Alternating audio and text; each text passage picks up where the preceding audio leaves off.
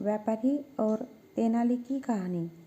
एक बार राजा कृष्णदेवराय के दरबार में एक विदेशी व्यापारी आया था। उस व्यापारी ने राजा से मुलाकात कर कहा कि उसने सुना है कि राजा के पास कई सारे मंत्री हैं और उसने इन मंत्रियों की बुद्धिमानी के बारे में काफ़ी कुछ सुना है। इस व्यापारी ने राजा से अनुमति मांगी कि वो उनके मंत्रियों के ज्ञान की परीक्षा लेना चाहता है।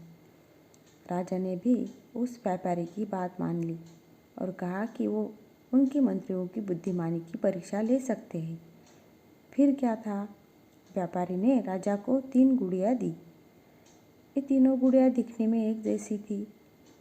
गुड़िया राजा को देने के बाद व्यापारी ने राजा से कहा कि आपके मंत्री मुझे 30 दिन के अंदर एक जैसी दिखने वाली इन गुड़ियों में क्या अंतर है ये बताए। राजा ने भी व्यापारी की बात मानते हुए अपने राज्य के मंत्रियों को बुलाया और उन्हें एक कार्य करने को दिया। हालांकि राजा ने तेनालीरामा को एक कार्य नहीं सौंपा था, लेकिन लंबे समय तक कोई भी मंत्री ये नहीं बता पाया कि आखिर एक जैसी दिखने वाली इन गुड़ियों में क्या अंतर है। फिर राजा ने यही कार्य तेनालीरामा को सौंपा और जैसे ही 30 दिन पूरे हुए वो व्यापारी राजा के दरबार में अपनी चुनौती का जवाब मांगने आया।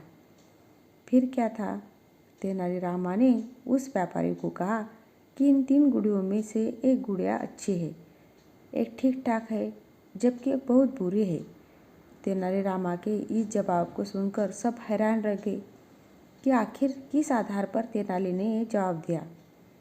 फिर तेनालीरामा ने सबके सामने एक गुड़िया के कान में एक तार डाली और वो तार गुड़िया के मुंह से निकल आई। फिर इसी तरह उन्होंने दूसरी गुड़िया के कान में तार डाली और वो तार उस गुड़िया के दूसरे कान से निकल गई और अंतिम गुड़िया के कान में तार डालने पर वो तार किसी भी जगह से बाहर नहीं निकली। जिसके बाद तेनालीरामा ने कहा कि जिस गुड़िया के मुंह से तार बाहर निकली है वो गुड़िया बुरी है, क्योंकि उसको अगर कोई कुछ बताएगा तो वो सबको उस बात की जानकारी दे देगी। वहीं जिस गुड़िया के कान से तार निकली वो गुड़िया ठीक ठाक है, क्योंकि अगर उसे कोई कुछ बताएगा तो वो उसको ध्यान से नहीं सुनेगी। वही जो आखिरी गुड़िया है, उसे जो कोई कुछ बताएगा वो उसे अपने दिल के अंदर रखेगी, इसलिए वो गुड़िया अच्छी है। इस तरह से तेनालीरामा के द्वारा दिए गए जवाब को सुनकर राजा के साथ साथ वो व्यापारी भी हैरान रह गए। लेकिन तेनाली यहाँ पर ही नहीं रुके। उन्होंने उन गुड़ियों के बारे में कहा कि पहली गुड़िया उन लोगों में से है जो कि ज्ञान सुनकर लोगों में बांटते हैं, बल्कि दूसरी गुड़िया उन लोगों में से है जिनको जो सिखाया जाता है उन्हें वो समझ नहीं आता है, और आखिरी गुड़िया उन लोगों में से है जो कि ज्ञान को अपने तक ही सीमित रखती है।